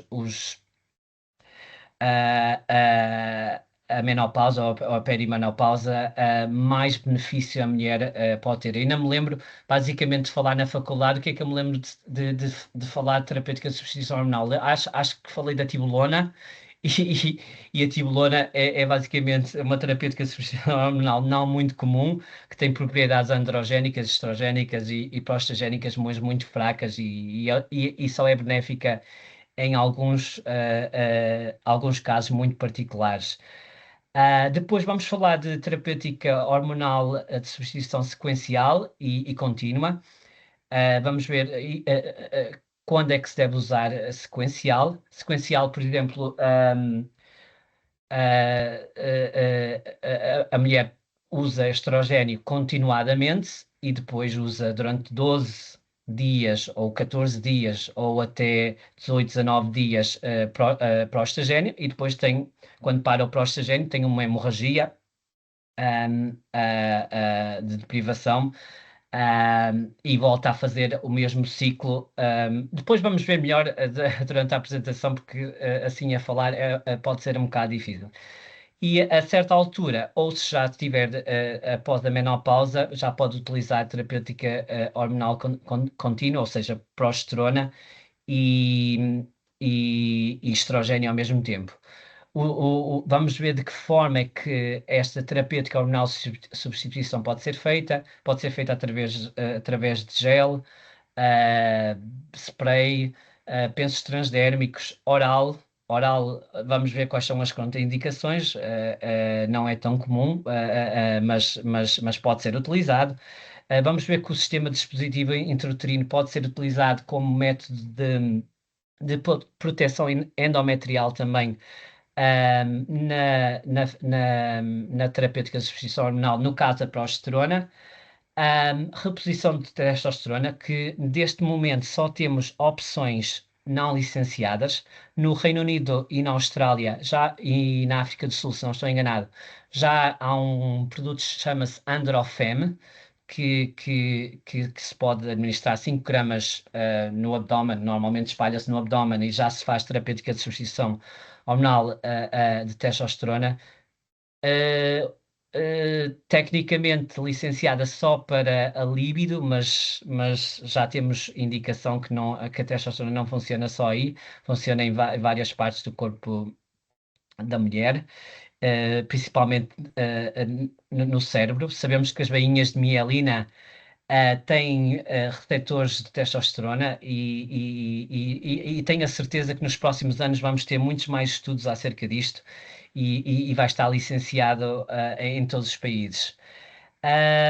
E será isto na sessão 2, prostagénios e proteção endometrial, o que eu estava a dizer, porque quando fazemos terapêutica de substituição hormonal, temos que ter em conta se a mulher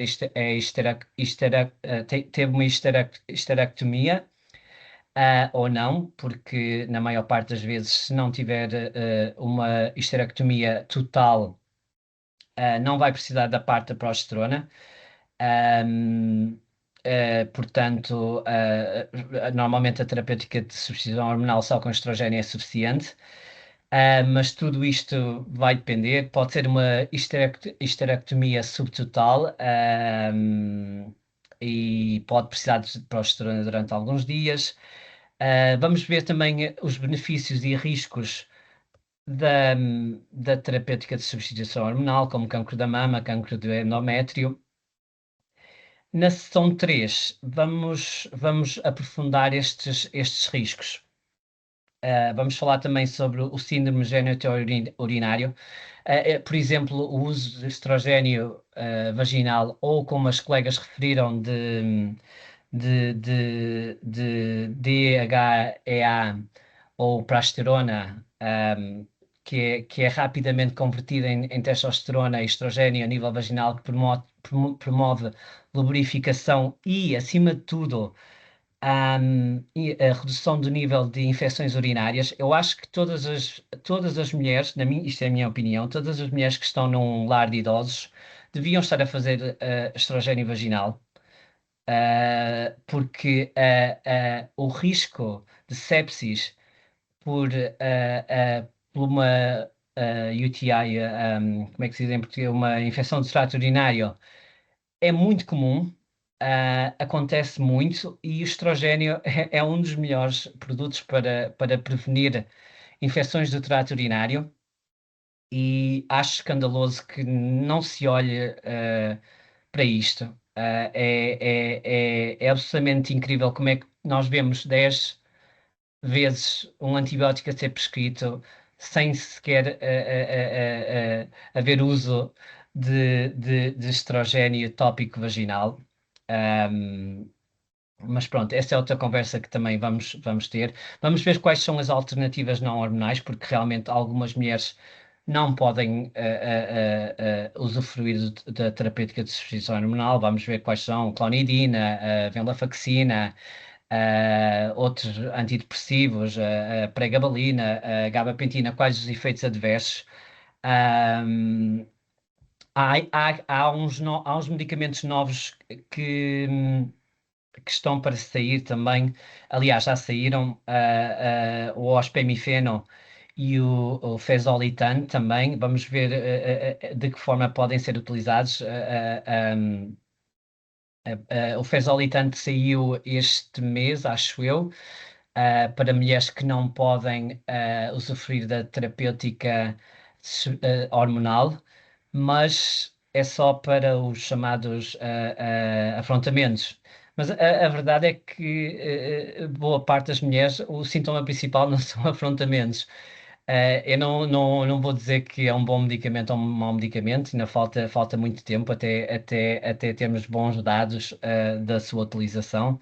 Acho que ainda há alguns passos a fazer para termos a certeza acerca deste medicamento, mas é sempre bom ter novas opções. Vamos falar da doença cardiovascular e osteoporose, obviamente a prevenção com a terapêutica de substituição hormonal, cancro da mama, riscos e prevenção, quais os riscos de tromboembolia venosa, que já sabemos hoje em dia que a forma transdérmica não acarreta riscos, ou basicamente são mínimos. Vamos falar de algumas controvérsias, por exemplo, das doses licenciadas. E, por exemplo, eu não sei se provavelmente as colegas anteriores sabem, mas sabemos que há mulheres que absorvem pela pele um bocadinho melhor, um bocadinho pior, e que as doses máximas licenciadas neste caso serão equivalentes a 100 microgramas de estrogênio. Mas uma mulher, nós como farmacêuticos sabemos que existem propriedades farmacodinâmicas e farmacocinéticas diferentes, e sabemos que um penso que eu coloco na minha pele pode absorver bem, na pele de outra colega pode não absorver muito bem. E temos que ter em conta que, acima de tudo, temos que ouvir os pacientes. Se a paciente estiver a dizer que, que ainda não está a sentir melhorias, se calhar precisa de ajustar, e temos que ajustar o tratamento. É isso que é uma boa medicina, é ajustar, ouvir o paciente. É muito importante ouvir a paciente. A maior parte dos pacientes, acreditem, não inventa os sintomas. A maior parte das pacientes está a falar a verdade. A paciente diz o que está a sentir, e temos que saber ouvir. E com consultas de 10 minutos ou 5 minutos é impossível. É impossível. Isso nem dá para fazer o registro sintomático, que muita gente até hoje em dia acha que a menopausa se faz o diagnóstico da menopausa se faz por um teste de sangue, o que não é verdade. Faz por sintomatologia, é um diagnóstico clínico, a não ser que seja nos casos de insuficiência ovárica prematura, como já foi falado aqui, que é um caso à parte. Vamos também olhar para as vias de administração, também já falei aqui. É muito importante que o farmacêutico explique muito bem. Eu penso, vai ser aplicado onde? Aqui no braço, não pode ser aplicado no braço. A fricção não deve ser aplicado no braço, deve ser aplicado abaixo da cintura, não deve ser aplicado ao pé da mama, porque vai estimular os receptores de estrogênio. Vamos falar de algumas controvérsias na prescrição de terapêutica de substituição hormonal, inclusive das doses que não estão licenciadas.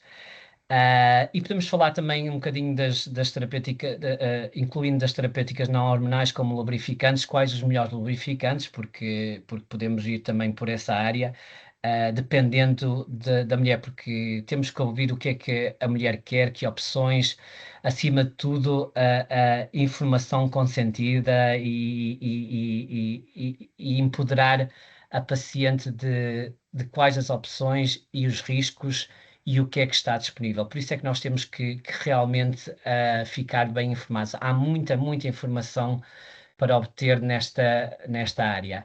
E na última sessão, vamos só falar um bocadinho de hemorragia inesperada durante a terapêutica de substituição hormonal, de que forma é que se deve ser ajustada, como é que se pode ajustar, quando é que se deve, ok, esta hemorragia não é normal, já passaram 6 meses, já ajustamos a progesterona, já se calhar é preciso indicação clínica, se calhar é preciso fazer exames mais detalhados. Quando é que se deve fazer uma investigação clínica mais aprofundada? Aconselhamento especializado pelo farmacêutico. Aqui está uma parte, é muito importante, e mesmo que a colega Luísa estava a falar, é muito importante falar em privado, fazer perguntas, nunca dispensar um medicamento sem ter a certeza. Por exemplo, eu este domingo tive uma paciente que estava a tomar quetiapina e mais uma ignorada pelo médico, infelizmente. Finalmente conseguiu uma consulta privada com outro médico que lhe começou a terapêutica de substituição hormonal. Ela pediu-me para ir para a consultation room mais uma vez, pediu-me para explicar o penso, eu expliquei como utilizar o penso, aliás, ajudei a colocá-la no sítio correto. A prescrição vinha, por exemplo, só com estrogênio transdérmico. Eu não tinha historial da paciente na minha farmácia, mas a primeira coisa que eu perguntei, como é óbvio, se está a tomar estrogênio, fez esterectomia, ou o que ela me disse, não, eu tenho o Mirena, ou Mirena, acho que em Portugal é o mesmo nome, suponho. Sim. É o mesmo nome. Fiquei logo seguro que tinha proteção endometrial, porque o que é que acontece? Quando utilizamos estrogênio, o estrogênio serve para. O estrogênio faz com que o endométrio fique maior, normalmente para acomodar o embrião e proceder à implantação. E a progesterona serve exatamente é a hormona inversa que vai ajudar quando não há fecundação a fazer com que as paredes do útero voltem a estar como estavam e haja a hemorragia ou o período. E é muito importante porque se usarmos só estrogênio, a parede do útero continua a crescer, a crescer, a crescer, e obviamente fica com o chamado hiperplasia, e se assim continuar, se não houver progesterona para contrabalancear este efeito, uh, acontece cancro do endométrio, e há muitos médicos que se esquecem de passar progesterona quando ou prescrevem progesterona na dose errada. Eu posso dizer dezenas de vezes progesterona errada, porque sabemos que se uma paciente tiver a tomar até 75 microgramas ou usar 75 microgramas de estrogênio, deve fazer 200 miligramas sequencial ou 100 miligramas de forma contínua. Se tiver a 100 microgramas ou equivalente, depois podemos ver as equivalências em termos de spray, de oral e gel. Tem que usar uma dose maior de progesterona para ter uma boa proteção do endométrio. E lá está, é preciso perguntar, é preciso ser proativo, mas se não tivermos o conhecimento, esta mulher podia eventualmente o médico se ter enganado, ter prescrito só estrogênio, e a mulher estar em risco durante os próximos 6 meses, até à próxima consulta, porque sabemos que após 6 meses sem terapia oposta já está em alto risco de. E nós, aqui, eu não sei qual é a expressão para accountable, mas nós devíamos ser accountable para este tipo de situações. Nós temos o dever de olhar para a prescrição e ver o que é que está mal e o que é que está bem e contactar o médico imediatamente. Eu contacto o médico 1, 2, 3 vezes por dia, se for preciso, e hoje em dia, em termos de menopausa, muitas vezes, principalmente quando houve muitos produtos esgotados, os médicos alteravam o penso para o gel, para o spray, e faziam as conversões erradas. Por exemplo, um penso de 100 microgramas é equivalente a 4 pumps do gel, 6 sprays. Temos que ver estas equivalências. tive mulheres a terem hemorragias inesperadas porque as confissões foram mal feitas, e nós estamos aqui exatamente por isso. Não tenham medo de pegar no telefone e falar com o médico. É importante, façam isso. É falar, olha, obviamente, como profissionais de saúde, nós aqui temos muita facilidade, nós falamos com os médicos todos os dias, é uma vantagem que eu vejo em relação a Portugal. E só para acabar, não vos quero maçar mais. Educação de doente, vamos falar um bocadinho como administrar, exatamente aplicar os pensos, como usar os sprays, de que forma se deve usar a terapêutica de substituição hormonal e maximizar o efeito e reduzir os riscos. Identificar red flags quando alguma paciente pode eventualmente até aparecer na farmácia. Quantas vezes tenho pacientes na farmácia a achar que os sintomas da menopausa são normais e isto é normal e não há tratamento, ou o tratamento causa cancro, ou tantos mitos por aí. Nós temos mesmo que estar bem informados nesta área, porque acho que durante os próximos anos vai aumentar ainda mais com esta desmistificação do Women's Health Initiative, o erro que eles fizeram. Nós vamos perceber qual foi o erro. Eu vou tentar explicar qual foi o erro do estudo. Aliás, dois estudos, um de 2002, um de 2003. E depois, quando eles começaram a ver que realmente estava tudo errado, a partir de 2012, e agora cada vez vemos mais artigos a dizer que é seguro e que não é só seguro, é benéfico e deve ser feito. E como tal, a segurança é o meu último tópico: segurança na prescrição, é importantíssimo. Uh, Esta podem se inscrever pelo link, é só irem ao site da associação, acho eu. O Bruno depois o Bruno ou a Ana podem me explicar melhor. Mas tenho muita coisa para vos ensinar. Acho que vão gostar e vão aprender muito. É muito interessante, e acho que quando aprenderem vão querer ler muito mais, vão querer ouvir podcasts, vão querer ajudar a vossa família, vão querer ajudar os vossos pacientes e vão estar muito mais confiantes para ajudar, para falar com o médico, para ter a certeza, quando falarem com o médico, dizer: não, eu sei o que estou a dizer, eu tenho acesso às guidelines, eu tenho acesso à informação mais atualizada. Portanto, acho que vai ser bom. Acho que é bom empoderar não o farmacêutico e fazer com que a mulher tenha acesso à informação fidedigna vinda de nós, e que nós consigamos que a nossa profissão continue a ser vista de forma muito importante. Até porque nós somos um dos cuidadores primários e o primeiro acesso aos cuidados de saúde. Nós podemos ser os primeiros a identificar os sintomas de menopausa e ser os primeiros a reencaminhar para o profissional de saúde mais indicado. Desculpem lá amassar.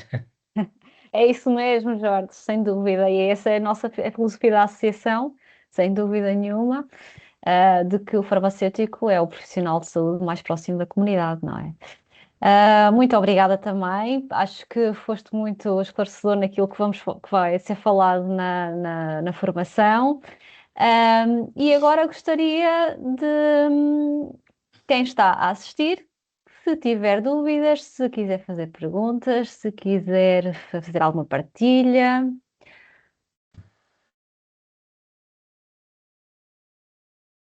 Vou só aqui ver no chat se há aqui alguma uma pergunta que tenha sido feita e que me tenha passado. Acho que aqui. Como é que têm sido as taxas de prescrição de terapêutica de substituição hormonal em Portugal? São muito. Qual é o vosso? Tem muitas receitas? Têm poucas? Gostaria de saber aí. Deixem aí nos comentários Sim, como é que é. aqui novas mensagens, deixa-me ver. Sentem-se confiantes para recomendar, para dizer, para falar com o médico? Sentem-se confiantes para aconselhar?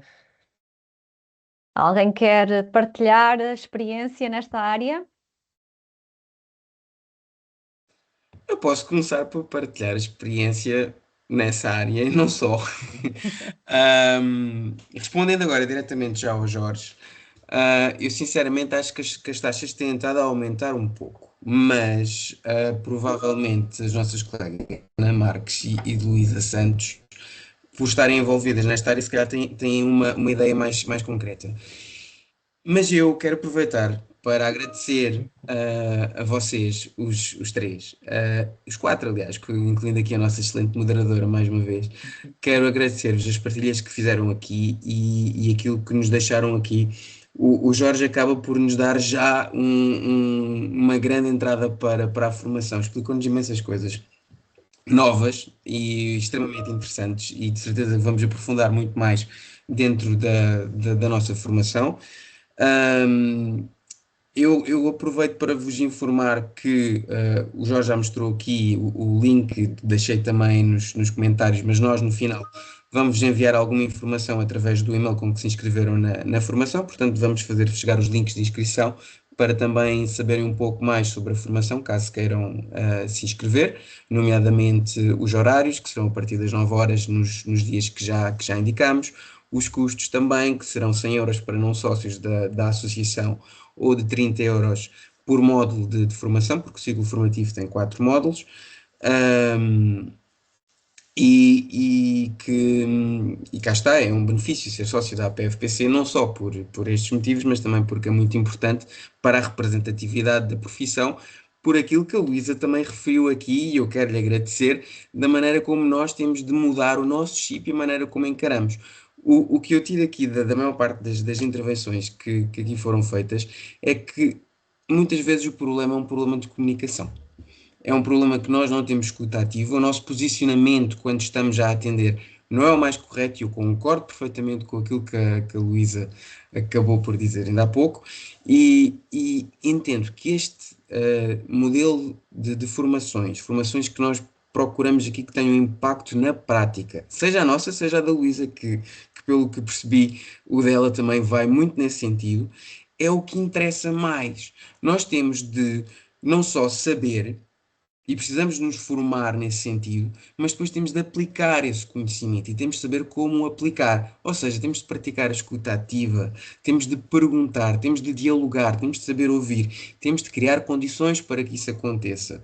E isso acaba muitas vezes por implicar aqui algumas alterações a nível dos nossos locais de trabalho, mas eu penso que isso é o futuro e é aquilo para o local para onde a nossa profissão caminha, e é essa também a visão e a missão que a Associação Portuguesa dos Farmacêuticos para a Comunidade tem procurado fazer e lutar, não só com as formações, mas também com aquilo que nós vamos fazendo naquilo que é a representatividade do farmacêutico comunitário, que cabe a nós, como única associação representativa dos farmacêuticos e de terceira em proximidade. Em Portugal não existe mais nenhuma, e portanto, obviamente que para isto funcionar nós precisamos de sócios, e portanto acabo por fazer aqui um pouco o apelo à inscrição daqueles que, não sendo nossos sócios, se estiveram aqui e assistiram a esta formação. Nós temos feito webinars assim, com outras, aqui hoje não é uma patologia, okay? É um estado, é uma fase da vida da pessoa, mas temos feito com associações de doentes exatamente para mudar esta forma como nós encaramos as pessoas que estão do outro lado do balcão, a maneira como ouvimos, como falamos com elas, como compreendemos os seus problemas e a maneira como os ajudamos. Portanto, convido-vos também a que se inscrevam na formação e que se inscrevam na associação, porque é a única maneira de nós continuarmos a proporcionar-vos estes momentos, proporcionar-nos as formações e a lutar pela defesa da profissão, no sentido que nós, os nossos sócios, vocês, o entendem. Se querem uma formação, uma profissão com um cariz mais clínico, com uma atividade mais clínica e menos mercantilista, digamos assim, é necessário que nos juntemos a todos. E a Associação Portuguesa de Farmacêuticos para a Comunidade existe exatamente para isso, para nos juntarmos a todos, para nos mobilizarmos e lutarmos nesse sentido. Eu não vou tomar mais tempo, porque queria apenas agradecer as excelentes partilhas que aqui tivemos. chamar a atenção para esta necessidade de mudar a maneira como estamos ao balcão, a escuta ativa que temos de ter, a maneira como encaminhamos e ajudamos as pessoas, porque é isso que nós pretendemos aqui, formar-vos, mas também ajudar a que atuem. É necessário não só ter o conhecimento, é necessário aplicar o conhecimento. Daí que é para isso que nós estamos aqui, para vos apoiar nesse sentido. No que diz respeito a conseguir falar com os médicos, é uma dificuldade imensa, Jorge. Mas ainda bem que tu aí na Irlanda consegues. E antes que nos leves todos para a Irlanda, eu vou deixar aqui o espaço para os colegas colocarem aqui as questões. E mais uma vez, muito obrigado a todos por esta excelente sessão. Obrigado. À vontade, Bruno. Eu vou inclusive tentar trazer algumas tentativas de comunicação. Nós temos aqui um canal de comunicação, chama-se Health Mail, e nós conseguimos comunicar, e eu vou tentar trazer para os módulos, eu vou mostrar como é que a intervenção do farmacêutico pode ser importante a comunicar, e eu todos os dias aprendo, e aprendo com eles, muitas vezes, se eu faço uma pergunta, porque é que está a prescrever isto, que não é licenciado, muitas vezes eles respondem-me e dizem-me também, e eu todos os dias aprendo, e eles aprendem comigo. Isto é mútuo, mas é importante colaborarmos. Mas eu vou tentar trazer então nos módulos, nas sessões, tentar trazer, principalmente para a última sessão, tentar trazer algumas exemplos de comunicação que eu tive com um médico, com os médicos, para ver o quão importante, e com o quão importante muitas vezes eles ligam-me a perguntar: Jorge, qual é qual é a dose que devo usar? Jorge, então qual é que recomendas? O que é que eles confiam muito em nós, confiam bastante em Eu nós. acho que falo por todos, que neste momento estamos todos assim com uma lagriminha aqui assim. Bem, não é tudo perfeito, não é tudo perfeito, não é tudo perfeito, mas eu acho que, tipo, a diferença entre Portugal e o que eu estava a falar mesmo da dispensa da pílula combinada, sem receita, não sei, Ana, depois tu vais falar disso. Eu acho escandaloso, sem uma avaliação própria, sem explicar à paciente tudo como deve ser, e depois temos este estigma à volta da terapêutica de substituição hormonal, quando é perfeitamente segura, quando bem aplicada, na hora certa, para prevenir muito. Então, qual é a maior causa de doença na mulher? É a doença cardiovascular. Qual é a melhor forma de prevenir? Terapêutica de substituição hormonal na altura adequada. E nós simplesmente estamos a ignorar algo que está à frente dos nossos olhos. E não sei, eu acho que é escandaloso o que em 2026 ainda acontece, e os mitos e a falta de tempo para o paciente. Como é que nós, em 5 minutos ou 10 minutos, isto acontece também no UK, tu tens 10 minutos para fazer uma consulta, como é que tu podes. O paciente nem tem tempo para responder ao questionário de sintomatologia para saber realmente se. Não, é impossível. Nós temos que mudar este paradigma e saber escutar. É muito importante escutar, e tentar perceber que os pacientes, cada paciente é diferente e cada paciente vai ter sintomas diferentes. Mas é muito importante ouvir e não ignorar, porque os médicos muitas vezes são culpados por prescrever uma medicação errada, mas nunca são culpados por prevenir. Porque é que o médico não é. Uma mulher que teve uma doença cardiovascular que podia muito bem ser prevenida, uma fratura numa mulher, sabem qual é o tempo depois de uma fratura? Se a mulher tiver, eu não sei os dados estatísticos ao certo, mas sabem qual é o tempo de esperança média de vida se uma mulher partir a anca? Sabem qual é? A mortalidade é quase 50% ou 100% após um ano. E podia ser perfeitamente evitada se a terapêutica de substituição hormonal tivesse sido feita na altura correta. Ana, Um, desculpa Jorge, vou só aqui falar com não, a sem Ana problema. porque ela foi um caso vivo, não é? Digamos assim. Sem dúvida que, falando um bocadinho mais da tua experiência, sentiste isto no pelo, digamos assim. Sim, sim, mesmo. Porque, pronto, eu ainda nem sequer sabia que estava com, já com menopausa. E nessa altura comecei pronto, a ter fragilidade óssea, ao ponto de eu, uma vez no verão, estava a sair de uma piscina e com o impulso dos braços elevei o meu corpo para sair e escorregou-me um braço e, portanto, bati para aí a 20 centímetros da borda da piscina e parti 2 costelas. E sim, foi uma dor excruciante e pronto, e eu aí percebi, foi aí que eu... Ninguém me tinha mandado ainda fazer uma densitometria óssea. Pronto, e eu fui fazer e de facto vi como é que estava, mas eu, a partir do momento que aquilo me aconteceu, vi logo, pronto, os meus ossos estão péssimos.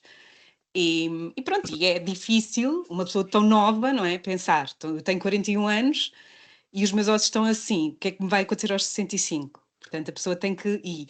Recuperar massa óssea não é assim tão fácil. Pode-se parar a perda, mas depois recuperar é difícil. E pronto, e eu tenho feito um programa dirigido a isso, em que eu comecei a fazer. E depois o mais curioso de tudo, já agora para dar aqui uma ideia de como é escandaloso o desconhecimento da maior parte dos médicos, porque nessa altura, quando eu, um ano após, mais ou menos, eu sabia que tinha ficado com uma insuficiência várica prematura, pronto, eu percebi que os meus ossos estavam neste estado. E pronto, pensei o que é que eu tenho que fazer, o que é que eu posso fazer para melhorar isto. E, portanto, as guidelines, as próprias guidelines da Sociedade Portuguesa de Ginecologia em relação ao exercício, diziam que devia ser exercício sem impacto, quando é o contrário. Ao contrário, é que se sabe, não é? Portanto, que deve ser fazer impacto. Claro que, obviamente, uma pessoa que já é muito idosa, depois tem outros fatores, não é? Desequilíbrios, etc. Mas para recuperar massa óssea deve-se fazer impacto e força, não é? Muito estímulo de força. E, portanto, as guidelines, e até há bem pouco tempo, eu ainda vi esse erro nas guidelines, que estavam ainda desatualizadas. Portanto, lá está. Há aqui toda várias áreas em que há muita desatualização e, portanto, é preciso ainda caminharmos muito e pronto. E no caso mesmo as mulheres que ficam em idade fisiológica, em menopausa, já sabe que a osteopenia começa a acontecer e pode-se perder até 50% da massa óssea. Portanto, porque é que não se dá estradiol a estas bioidêntico, que é uma coisa que o nosso organismo toda a vida produziu e nunca nos fez mal, porque é que agora nos havia de fazer, não é?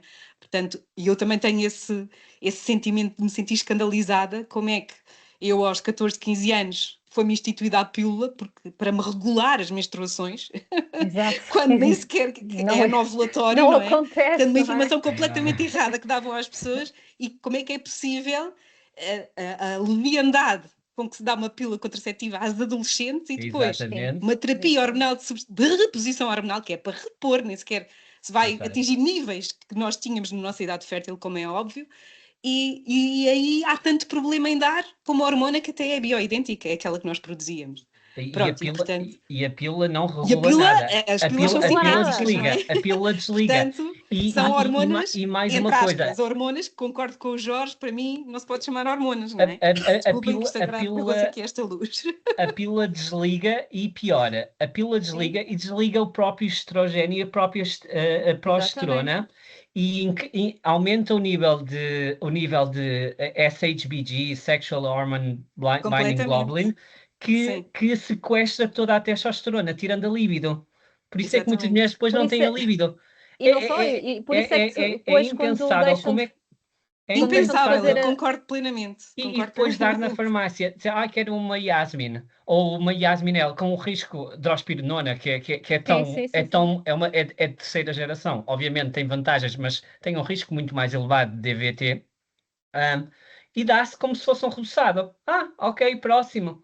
Eu não consigo perceber e depois tenho medo da E terapêutica de são substituição muitas hormonal com... vezes jovens que têm problemas, que são mascarados Acredito. com a pílula ao longo dos anos e que só são descobertos quando elas tentam engravidar. E por isso é que depois temos problemas a nível de fertilidade também provocados por que não foram descobertos, não é? Na altura certa e que podiam ter sido resolvidos muito mais cedo. Exatamente. E atenção, eu não vou diabolizar de todo. A contracepção é muito Claro. importante.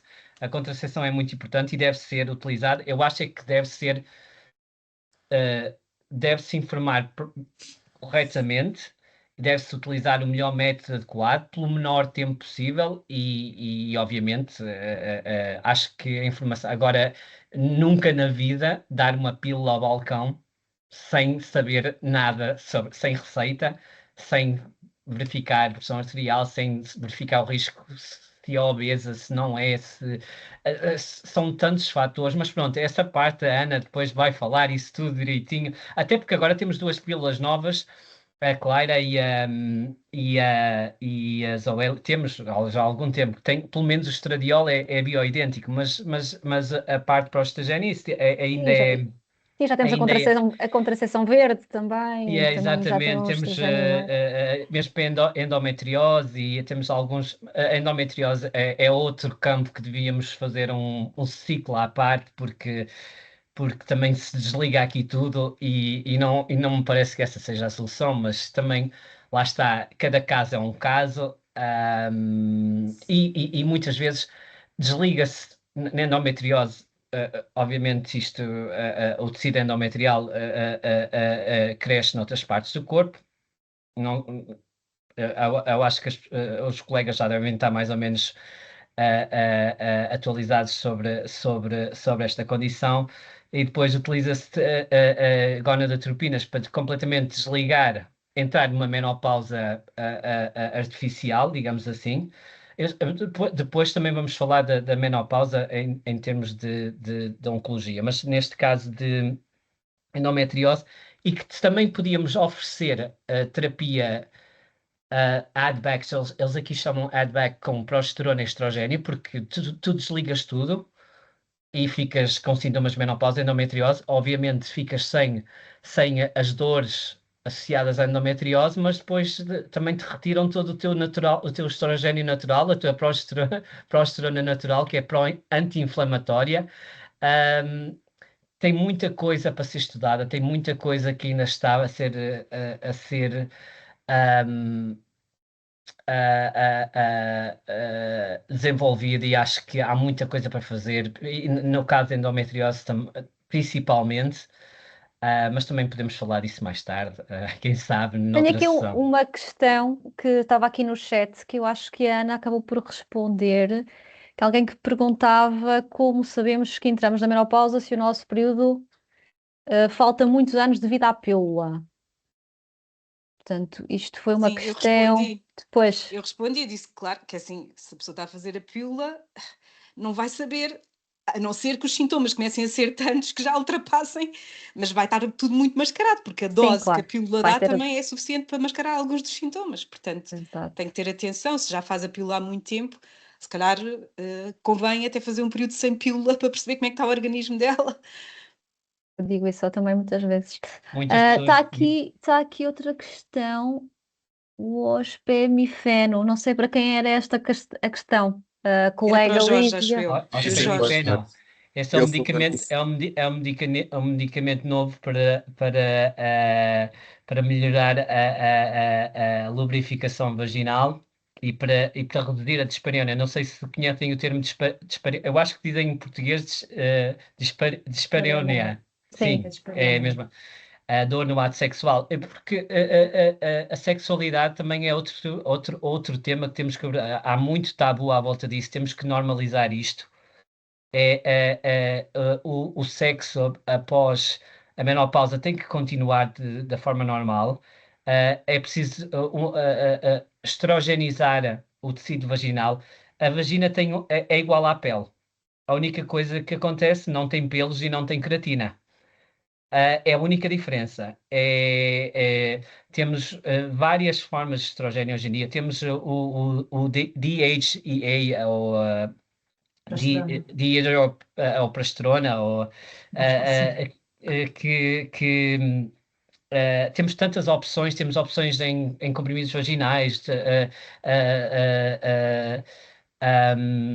em creme, em gel, diferentes concentrações, temos opções para todo o tipo de mulheres e pode fazer toda a diferença. Mesmo que não queira usar terapêutica de substituição hormonal oral ou transdérmica, tem a opção de terapêutica, e mesmo as mulheres com antecedentes de cancro da mama, a maior parte delas pode usar terapêutica a de substituição hormonal vaginal tópica sem problema algum.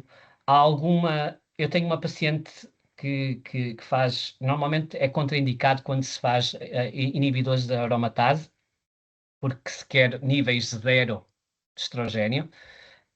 Mas eu tenho uma paciente que neste caso faz letrozol, um inibidor da aromatase, e está a fazer Vagifem sem problema algum. Foi discutido com a equipa Oncology, a equipa de Oncologia, e ela tem uma saúde sexual perfeitamente regular, sem qualquer aumento de exposição, e lá está, não há uma contraindicação absoluta para nada, cada caso tem que ser avaliado. E temos tantas opções, é preciso saber falar, remover estes tabus e ter à vontade na farmácia, mas é preciso também criar um espaço privado. É preciso deixar de olhar para o farmacêutico a vender os suplementos para que não interessa para nada. Nós andamos a estudar tanto tempo, é para isto. Nós temos que ter o tempo de olhar para uma prescrição e ver. Por exemplo, eu tenho uma mulher que está a tomar. O médico prescreveu dois pensos de Eborel Conti, mais a Cerazete, porque a terapêutica da hormonal de substituição não dá contracepção. Isso é normal, precisa de contracepção extra. Eu sabia que isto pode ser otimizado. Porque não tirar 5 minutos e falar, e pegar no telefone ou pegar no e-mail e dizer, olha, eu acho que isto pode ser otimizado. Será que podemos discutir isto? E falei com o médico, otimizamos. A paciente passou a usar o penso de estrogênio normal com progesterona. A progesterona, como atua nos receptores de GABA, ajuda a dormir muito melhor. A paciente está a dormir muito melhor. Deixou o medicamento para dormir, estava a tomar Zolpidem, deixou de tomar Zolpidem, está a tomar progesterona à noite.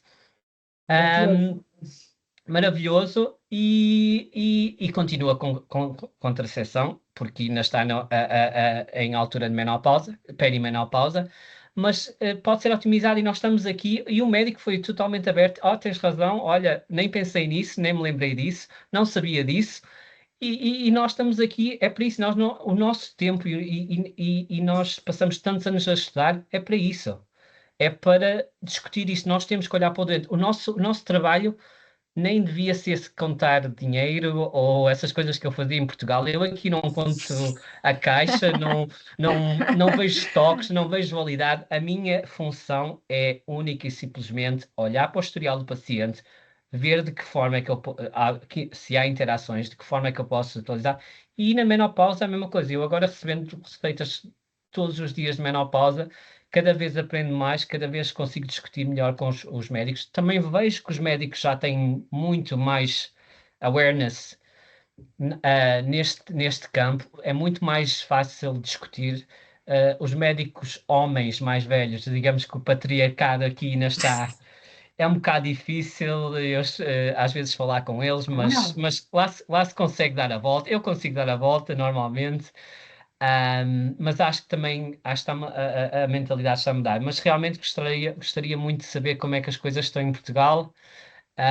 Mas pronto. Tenho aqui uma questão, posso até fazer à colega Luísa, como está também por cá, é uma questão de Portugal, portanto, que já se faz muita terapêutica hormonal de substituição com medicamentos manipulados.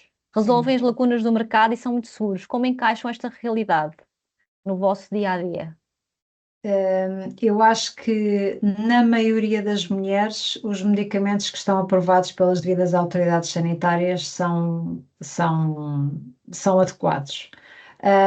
Os manipulados, podem pontualmente fazer sentido e, sobretudo, quando falamos na parte da testosterona, porque é muito difícil dosear 1/10 da dose da testosterona que existe na farmácia para o homem e que para a mulher, como é que ela vai fazer a dose de 1/10 na ponta de um dedo, não é? É um bocado difícil. E nesses casos, só no caso da testosterona, em que efetivamente não há uma dose aprovada em Portugal, pelo menos ainda, para mulheres, é que me faz sentido os manipulados. Todos os outros, acho que há uma parte comercial muito, muito importante à volta disso. Eu não querendo ser demasiado polémica. Mas acho que todos percebem o que eu queria dizer. Sim, Concordo. acho que sim, acho que sim. Eu Bem, nunca dispensei manipulados nesta área. já estamos aqui numa hora um bocadinho avançada, são quase 11 da noite, por isso vou fazer aqui uma última ronda por todos para umas considerações finais, assim muito rápidas, para fecharmos a sessão de hoje. Ana, começo por ti. Então, acho que ficou bastante evidente que os farmacêuticos os farmacêuticos comunitários podem ter um papel de facto preponderante,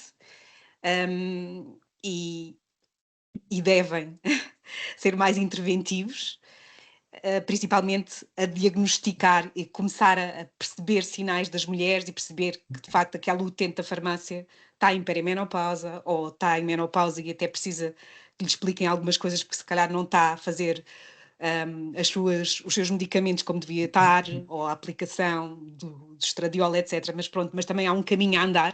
Percebeu-se que muitos farmacêuticos, a maior parte, não se sente confiante o suficiente e com conhecimentos suficientes para isso. Portanto, acho que temos um longo caminho ainda para andar em Portugal, mas gostava muito de ver todos os colegas a poderem ter mais para fazer e para dar às mulheres nesta área, porque acho que é super, super importante mesmo.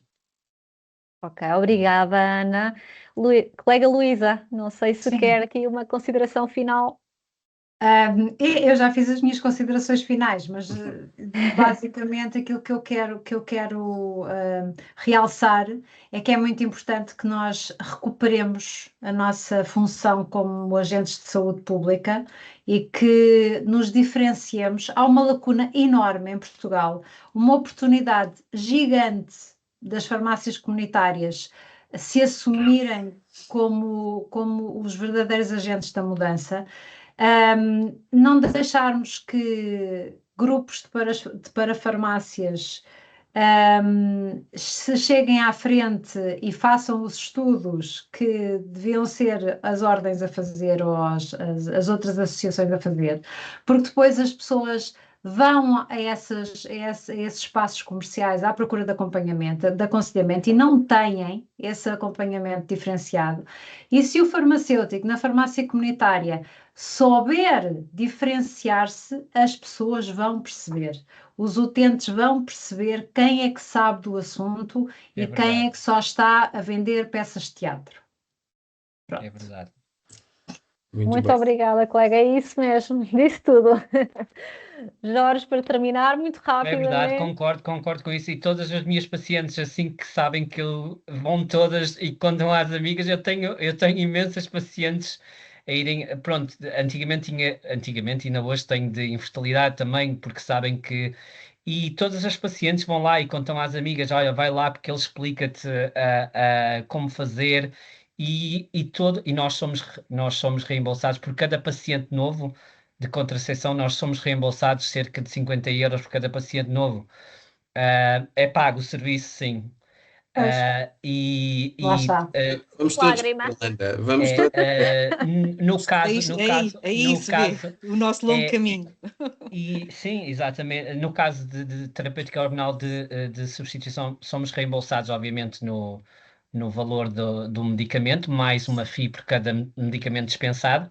mas acaba por ser, paga o tempo que eu tenho por exemplo, todos os meus pacientes eu tenho informação, por exemplo, se tiver só estrogênio, paciente com esterectomia ou não precisa de progesterona, alterou a progesterona, todos os meus pacientes têm o records com os detalhes. É muito importante, acho que, exatamente como a Ana Marques disse e como a Luísa Santos, acho que temos que olhar para o farmacêutico com outra perspectiva, deixar de olhar para números e olhar para. Porque senão nunca vamos ser vistos como verdadeiros profissionais e credíveis. Vamos ser vistos só como Dispensadores. vendedores. Jorge, e deixa-me acrescentar, com o advento da inteligência artificial e das Uau. máquinas dispensadoras, qualquer dia, Nós somos nem para logo, isso. em Portugal é logo substituído.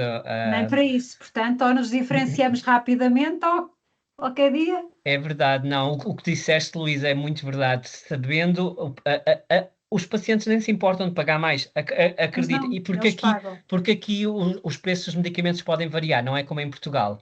Eles nem se importam, sabendo que vão ter aconselhamento especializado, que não tem muitas vezes com o médico, nem mesmo com o consultant, aqui o especialista, porque pagam 500 euros por uma consulta que dura 10 minutos e connosco, basicamente, pronto, nós somos pagos também com as nossas fees, mas é semi de graça, digamos assim. Nós temos atendimento altamente especializado e se nos especializarmos nesta área, a nossa reputação vai ser cada vez melhor, mas temos que olhar para nós como especialistas no medicamento, especialistas no aconselhamento e não especialistas a vender a banha da cobra. Ok? É só mesmo isso que eu tenho a dizer. E vocês vão se sentir muito. Eu, ao fim do dia, sinto-me tão contente de ter ajudado mais uma paciente. E só isso paga o salário. Digo-vos. Quase, quase. Quase, que Quase. as contas continuam a cair. As contas continuam, mas a sensação de saber, por exemplo, quando a história que eu estava a contar da mulher que estava a tomar sertralina, saber que Ajudaste. ela estava num estado nível, eu não vou dizer de ideação suicida, mas eu digo-vos que se não estava próximo. Pode salvar uma vida. A menopausa, vocês não sabem, atrapalha o trabalho, atrapalha a vida familiar, atrapalha. Elas sabem, Jorge, Elas sabem, sabem. elas sabem. Mas é isto que eu quero transmitir aos meus colegas farmacêuticos, que eles têm que saber que é um terço da vida das mulheres. Isto atrapalha muito. Nós temos que saber, não é se temos que saber. Só mais. Nós temos que aprender. Contar com a perimenopausa é mais. Com a perimenopausa, nós temos que aprender, porque senão não temos capacidades suficientes para aconselhar. Nós temos que estar confiantes para aconselhar. Por isso é que eu não quero vender a formação como vender, mas eu acho que é muito, muito, muito importante que adquiram o conhecimento. Há muita coisa para aprender e acho que vai trazer vantagem a todos os colegas. Também acho que sim. Por isso, inscrevam-se, têm o link no chat ou então está nas nossas redes sociais, no Instagram da Associação Portuguesa de Farmacêuticos para a Comunidade ou no nosso site também conseguem inscrever-se. E vou dar por encerrada a sessão, já são 11 da noite. Obrigada a quem ficou até ao fim, depois de um dia de trabalho. Obrigada mais uma vez à Ana, à Luísa e ao Jorge. Muito obrigada pelo vosso exemplo e pela vossa partilha. E então, boa noite a todos. Boa noite a todos. Obrigado. Bom descanso. Obrigado.